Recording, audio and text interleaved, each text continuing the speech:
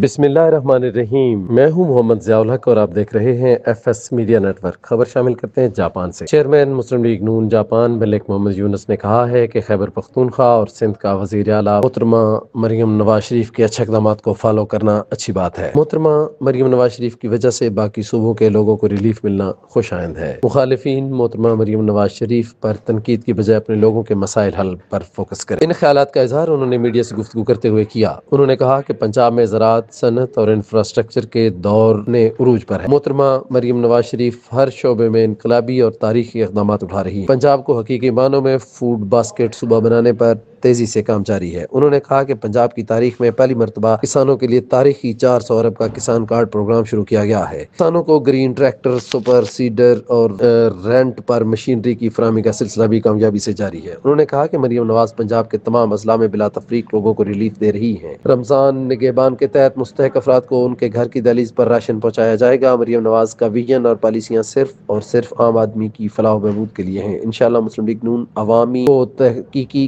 معنوں میں ریلیف فراہم کرے گی۔ باقی سیاسی جماعتوں نے صرف اور صرف ہوائی اعلانات کیے۔ محترمہ مریم نواز شریف عملی اقدامات کر رہی ہیں۔ سبسکرائب کیجیے F S media network اور دیکھتے رہیے تازہ ترین تبصرے اور خبر۔